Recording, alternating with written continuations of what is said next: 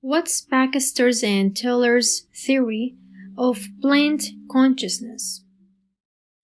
In the previous video, we talked about Masaru Emoto's hypothesis about water and crystals and his claim that water has awareness and consciousness.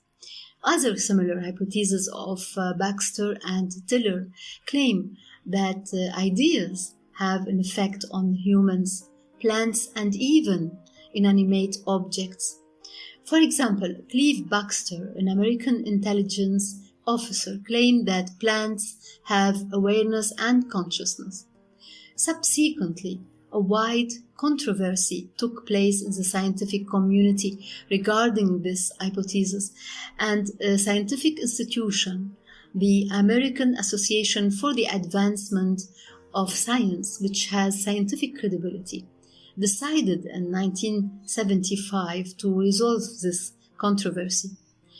After numerous experiments carried out by many scientists upon its request, they submitted a report concluding that no repetition of Bakster's experiments succeeded, nor the effect of negative or positive thoughts on the plant at all. On the other hand, William Tillyer, an engineer from Stanford University, also published a controversial paper in which he claimed that ideas have the ability to change the acidity and alkalinity of water. He also spoke of the influence of thought on the material world and its ability to transmit immeasurable subtle energy. It is certain that all of this research was conducted outside the Stanford University, contrary to the nature of his previous research there. There is no doubt that the research has fallacies and its methodology has a major flaw, which made well-known scientific journals refuse to publish his research, with the exception of an unaccredited journal called Journal of Scientific Exploration, which supports such hypotheses and does not distinguish between real science and pseudoscience.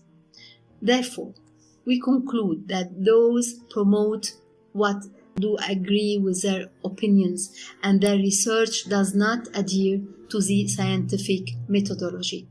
The James Randi Educational Foundation's $1 Million Challenge showcased a prize of $1 million for those who would like to conduct their experiments under the supervision and control of specialists and recording cameras in order to prove their hypothesis, but none of them accept this challenge.